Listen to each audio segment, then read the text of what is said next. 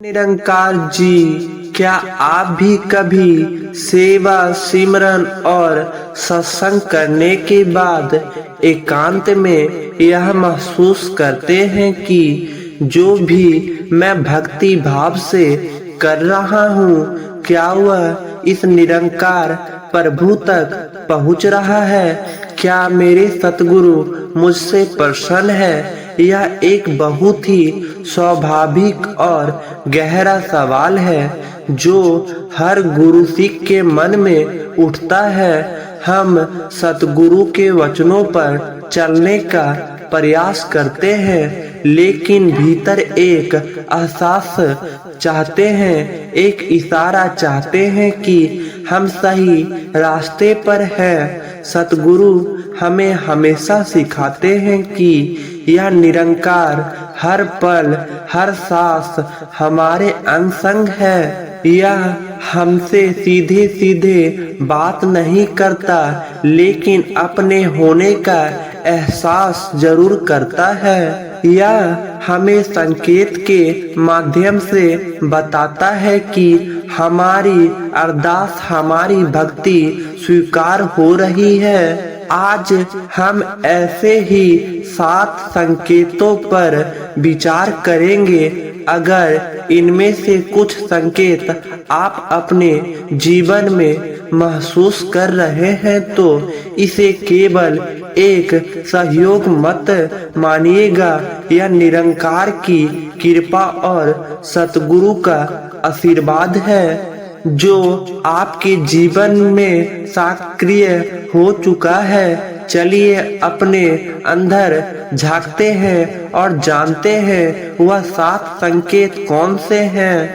पहला संकेत है मन का बिना किसी प्रयास के शांत और स्थिर हो जाना। याद कीजिए, शायद पहले आपका मन बहुत भटकता था। सिमरन में बैठने पर भी हजारों ख्याल आते थे, लेकिन अब आप महसूस करते हैं कि मन में एक ठहराव आ गया है। जीवन में बड़ी से बड़ी चुनौती आने पर भी आप अंदर से विचलित नहीं होते।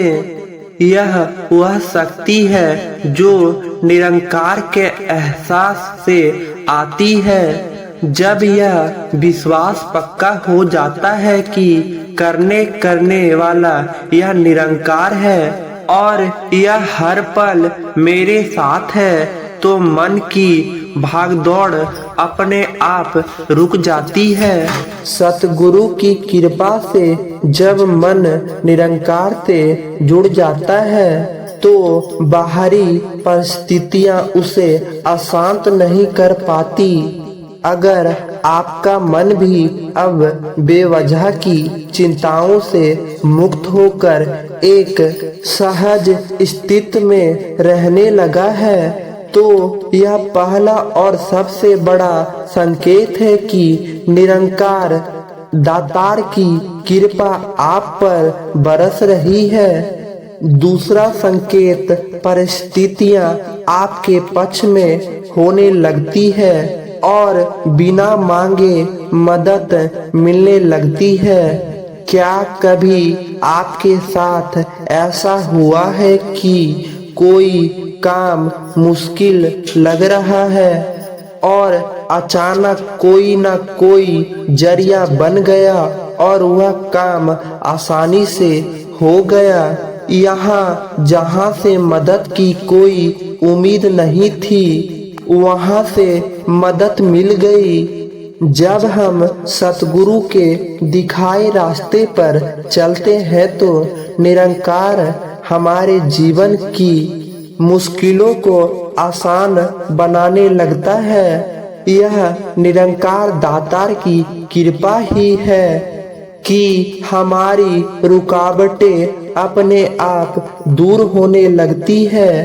यह ध्यान देने वाली बात यह है कि आपने इसके लिए दुनिया के आगे हाथ नहीं फैलाया, आपने बस निरंकार पर भरोसा रखा, सतगुरु के वचनों को माना और अपना कर्म किया और फिर सहायता खुद आप तक पहुंच गई। यही तो निरंकार दातार की रहमत है। जब जीवन के रास्ते अपने आप सुगम होने लगे तो चाहिए कि आप निरंकार की रजा में चलना सीख रहे हैं। तीसरा संकेत, पुरानी करवाहट, बुरी आदतें और वहम सज्जता से छूटने लगते हैं। जब सतगुरु की कृपा होती है तो सबसे पहले हमारा मन साफ होता है। जिन लोगों के प्रति मन में वैर, विरोध या करवाहट थी, वह भाव अपने आप मिटने लगते हैं। जिन बुरी आदतों से आप छुटकारा पाना चाहते थे, वह कमजोर पड़ने लगती है। यह बदलाव एक बोझ उतरने जैसा लगता है। ऐसा महसूस होता है जैसे कोई अंदर से हमारी सफाई कर रहा है, ताकि मन में केवल प्रेम, नम्रता और करुणा का वास हो। जब हमें हर इंसान में इस निरंकार का रूप दिखने लगता है तो नफरत और वहम के लिए कोई जगह ही नहीं बचती। इसलिए जब आप देखें कि मन की पुरानी गंदगी बिना किसी जोर जबरदस्ती के साफ हो रही है तो जान लीजिए कि यह सतगुरु की कृपा का तीसरा स्पष्ट संकेत है। चौथा संकेत, आपके हृदय में हर इंसान के लिए स्वाभाविक प्रेम, करुणा और नम्रता का भाव जागने लगता है। यह निरंकारी मिशन की नींव है। जब निरंकार की कृपा होती है तो यह ज्ञान केवल शब्दों तक नहीं रहता, बल्कि व्यवहार में उतर आता है। आपके अंदर से सबके लिए प्रेम की धारा बहने लगती है। किसी के लिए भी मन में ईर्ष्या, नफरत या अहंकार टिक नहीं पाता। आप हर इंसान को निरंकार का रूप समझकर उसका सत्कार करते हैं। आपकी वाणी में मिठास और व्यवहार में नम्रता और आ जाती है। सतगुरु हमें यह सिखाते हैं कि मानव मात्र से प्रेम करना ही सच्ची भक्ति है। अगर आपके दिल में भी हर इंसान के लिए, चाहे वह कैसा भी हो, बिना शर्त प्रेम और सम्मान का भाव पैदा हो रहा है, तो आप निरंकार के रंग में रंग रहे हैं। पांचवा संकेत, सेवा, सिमरन और सत्संग में बिना प्रयास के आनंद आने लगता है।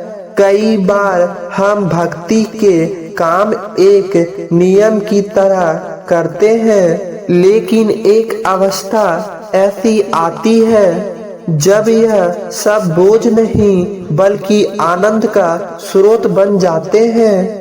अब सिमरन करने के लिए जबरदस्ती बैठना नहीं पड़ता, बल्कि मन खुद निरंकार के एहसास में टिकाना चाहता है।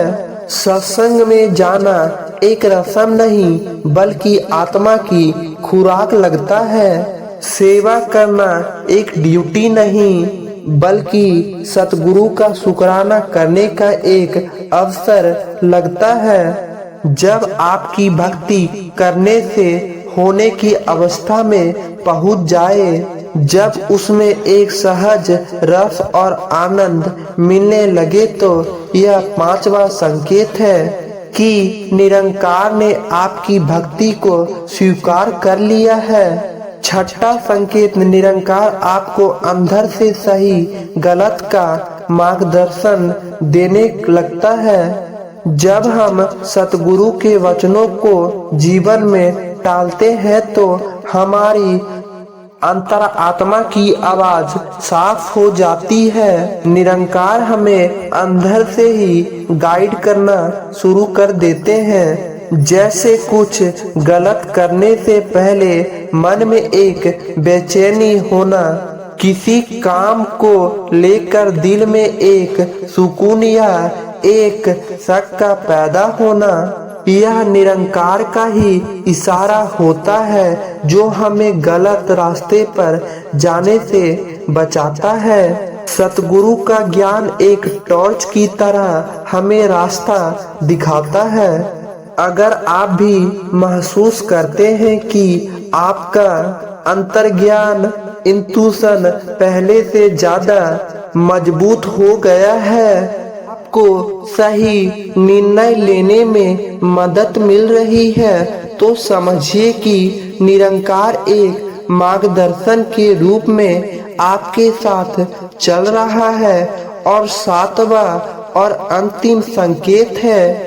दुनिया की चीजों में रहते हुए भी मन का उनसे ना चिपकना, इसका अर्थ है घर परिवार या जिम्मेदारियों को छोड़ना नहीं है। सतगुरु हमें हमेशा ग्रस्त में रहकर ही भक्ति करना सिखाते हैं। इसका मतलब है कि अब दुनिया की चीजें, मान सम्मान, पथ और दौलत आपके मन पर हावी नहीं होती। आप अपनी सभी जिम्मेदारियां पहले से बेहतर तरीके से निभाते हैं, लेकिन मन में यह एहसास पक्का रहता है कि यह सब कुछ निरंकार की देन है, मेरा कुछ भी नहीं। प्रशंसा मिलने पर अहंकार नहीं होता और निंदा होने पर दुख नहीं होता। जब आप दुनिया में एक मेहमान की तरह रहना सीख जाते हैं, जो हर चीज का इस्तेमाल तो करता है पर किसी चीज को अपना मानकर नहीं चिपकाता, वह यह सबसे गहरा संकेत है कि निरंकार न केवल आपसे प्रसन्न है, बल्कि आप उसकी रजा में जीना सीख गए हैं। तो यह थे वह 7 संकेत। याद रखें, यह संकेत हमें अहंकार देने के लिए नहीं, बल्कि और ज्यादा शुक्राना और रहमत से भरने के लिए है। यह सतगुरु की कृपा है,